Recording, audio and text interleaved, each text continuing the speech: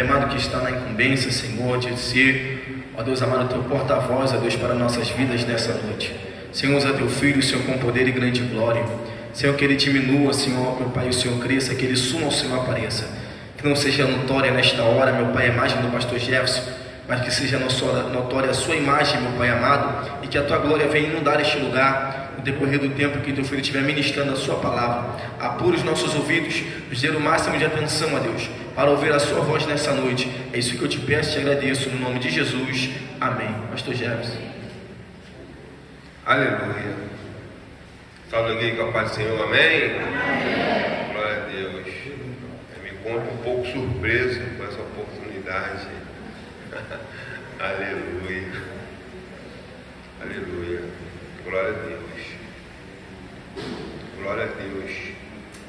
Eu louvo e agradeço o nome do Senhor Jesus Cristo por essa riquíssima oportunidade a qual Ele me concede de trazer a palavra do Senhor na Santa Ceia do Senhor. Aleluia, glória a Deus. Primeira vez que eu tenho essa oportunidade na Santa Ceia. Eu glorifico e exalto o nome do Senhor Jesus Cristo, porque para Ele, por Ele são todas as coisas. Aleluia. A pastora Michele, ela veio com uma passagem muito forte a respeito do rei Ezequias. E a passagem a qual Deus colocou no meu coração é do rei também, mas dos seus filhos, sucessores do trono, que se encontra no livro de 2 Crônicas, capítulo 34.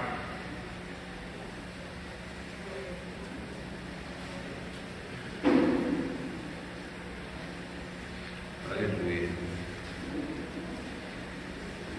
2 Crônicas, capítulo 34, a partir do versículo de número 26. A partir do versículo, vamos dar uma pincelada no versículo 14 e depois vamos pular para o versículo 26. Aleluia.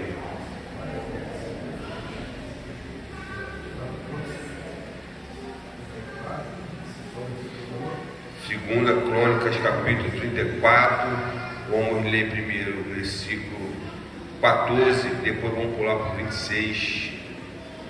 Diz assim: tirando eles o dinheiro que se tinha trazido à casa do Senhor, Ilquias, o sacerdote, achou o livro da lei do Senhor, dada pelas mãos de Moisés. Versículo 26. Porém ao rei de Judá que vos enviou consultar ao Senhor, assim lhe direi, assim diz o Senhor, Deus de Israel, quanto às palavras que ouviste, como teu coração se enterneceu e te humilhaste perante Deus, ouvindo as suas palavras contra este lugar e contra os seus habitantes, e te humilhaste perante mim, e rasgaste as tuas vestes, e choraste perante mim, também eu te tenho ouvido, e diz o Senhor, eis que te jurarei, e teus pais, e tu serás recolhido a teu sepulcro em paz, e os teus olhos não verão todo o mal que hei de trazer sobre este lugar e sobre os seus habitantes. E voltaram com este resposta ao rei. Aleluia, glória a Deus, louvado e engrandecido ao nome do Senhor Jesus Cristo. A passagem a qual Deus colocou no meu coração fala a respeito do rei Josias. Mas para que nós possamos chegar até o rei Josias, nós temos que passar pelo rei Ezequias, a qual era bisavô do rei Josias, né? E o rei Ezequias, em uma das suas passagens, Deus enviou profetas mediante ao rei Ezequias, falando para ele consertar a sua casa, que hoje mesmo morrerás e não viverás. ordena a sua casa que hoje mesmo morrerás e não viverás. E o que me chama a atenção que o rei Ezequias, nessa passagem, ele era limpo de coração. O rei Ezequias, em sua passagem, era reto mediante ao Senhor. O rei Ezequias, em suas passagens, fazia segundo o coração de Deus. Mas mesmo assim, Deus manda o profeta para alertá-lo que ele ia morrer e não ia viver mais. Imediatamente ele se volta para a parede, ora ao Senhor e o Senhor atende, acrescentando 15 anos. Esses 15 anos, eu louvo e agradeço o nome do Senhor Jesus Cristo, que na minha concepção, na minha visão, na minha interpretação, ele não entendeu direito a mensagem que o profeta enviou de Deus. Ordena a sua casa que hoje mesmo morrerás e não viverás. A passagem a qual eu interpreto é que ele tinha que ensinar aos seus filhos o caminho do Senhor. Ele tinha que ensinar aos seus filhos, o sucessor do trono, que seria o rei ao lugar dele, que o Senhor é o Deus da nação. E a passagem não vem dizer isso. Vem dizer que o rei Ezequias ele morre, os sucessores dele, que é o filho dele, Manassés, Amon, não foram segundo o coração de Deus. Não fizeram o que Deus ordenara. Não fizeram o que Deus queria para aquela nação. Fizeram ao contrário, ao ponto de chegar ao reinado do rei Josias, no versículo 14, tirando ele o dinheiro e os seus trazidos à casa do Senhor. E o guia, o sacerdote, achou o livro da lei do Senhor, que havia se perdido. Olha só, a gravidade a qual os filhos do rei Ezequias provocaram aquela nação, ao ponto do livro se perder dentro do templo. E quando o rei Josias, ele reinou, ele começou a reinar com 8 anos de idade. E a palavra do Senhor vem dizer que ele fez tudo segundo o coração de Deus, com 8 anos de idade, ao ponto de ele ordenar para limpar o templo. E na sua limpeza ao templo, achou a palavra do Senhor. Isso significa que o templo naquela época era fechado. A idolatria a qual a pastora Michele trouxe aqui havia sucumbido àquela nação. Pararam de adorar o Deus verdadeiro, Deus de Israel, para adorar outros deuses, ao ponto de fechar o templo do Senhor. Nos dias de hoje nós temos que ter cuidado disso também, ao ponto do templo do Senhor não ser fechado, porque o Senhor já está à porta, já está batendo a porta, e certamente Ele vem, certamente Ele vai encontrar a sua igreja. E na igreja do Senhor, será que Ele vai encontrar a tábua da lei, a profecia com poeira, suja, guardada no Salmo 91? Porque nós bem sabemos que muitas idolatrias usam a palavra do Senhor para proferir o Salmo 91 e deixar aberto lá pegando poeira. Hoje em dia é assim. Mas nós temos que usar a palavra do Senhor, limpar ela, estudar ela todos os dias. E o interessante é que a mão do Senhor iria pesar para aquela nação. Mesmo com o rei Josias reinando.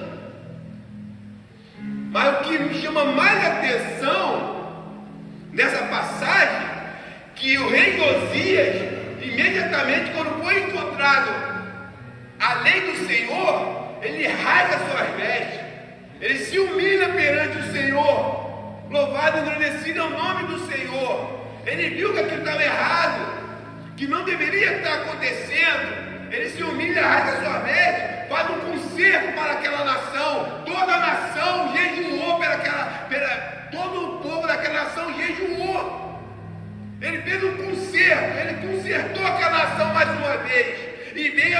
notícia que a lei do Senhor estava com poeira dentro do templo. Ele achou, ele consertou o templo.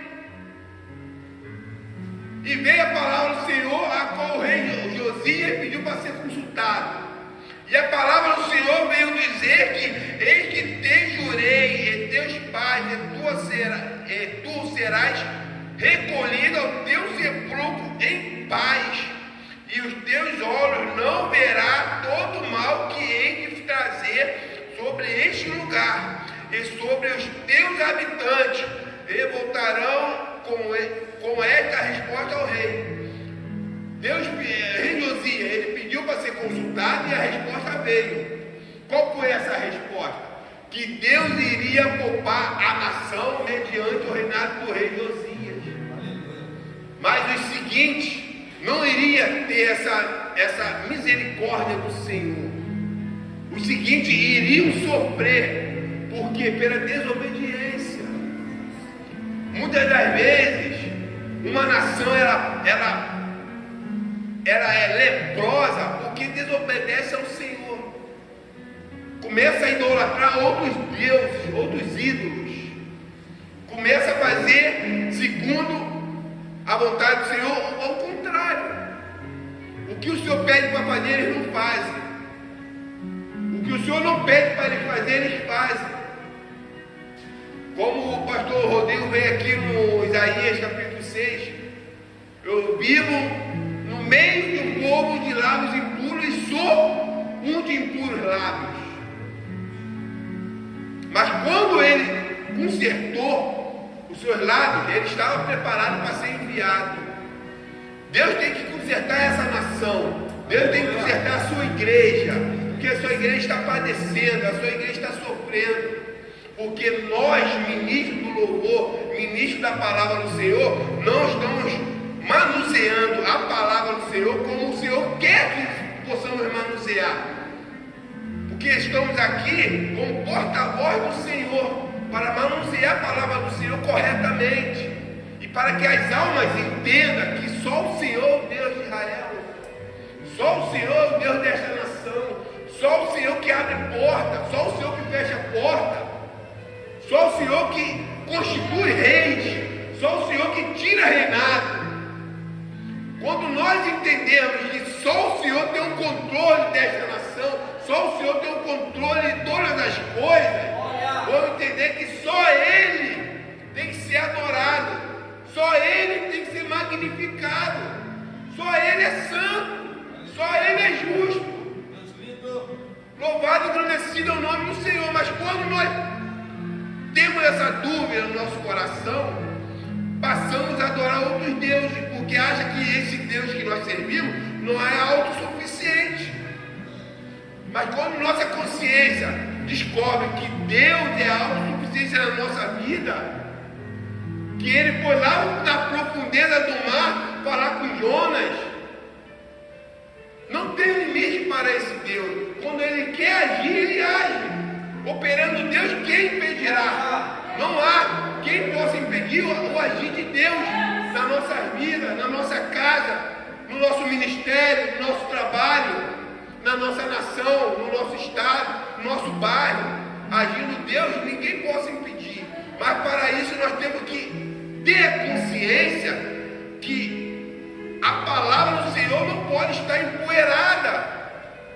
A palavra do Senhor tem que estar à mostra, tem que estar no melhor local, tem que ser bem vista. A palavra do Senhor tem que ser bem vista, não somente nos nossos lábios, mas a palavra do Senhor tem que ser bem visível para todos, para que ninguém possa se corromper.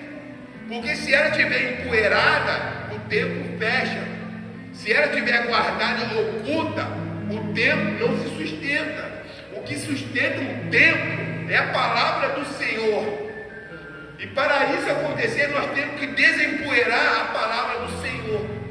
Temos que mostrar ela à mostra, aonde ela tem que estar por direito, no melhor local, no melhor púlpito, na melhor amostra. Louvado e agradecido o nome do Senhor Jesus Cristo. E o rei Josias, com 8 anos, ele entendeu. Ele entendeu que a palavra do Senhor é mais importante que todas as coisas. Na arca da aliança, quando Deus guardou o maná, quando Deus guardou a vara de Arão que se floresceu, a palavra do Senhor estava guardada lá também. Porque naquele grande dia não tem adultério, não tem manuseio. Naquele grande dia a palavra do Senhor vai estar escrita ali e todos nós vamos estar lendo ela. Como está escrito no livro do Apocalipse, capítulo 22.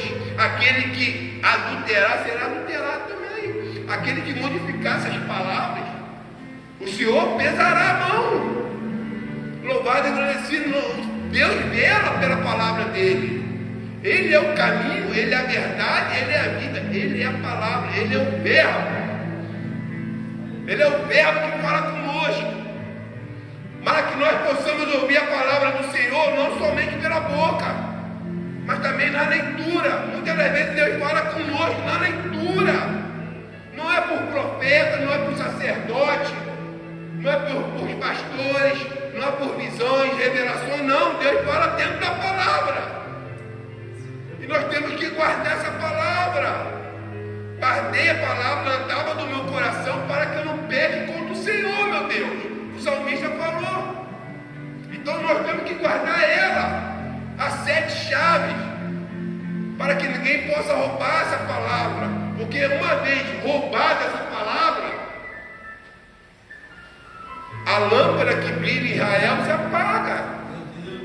A lâmpada que brilha na nossa casa, na nossa igreja, ela se apaga e dá lugar a outros deuses. Para que isso não venha acontecer, nós temos que preservar ela. Assim eu agradeço a minha rica oportunidade em nome do Senhor Jesus Cristo.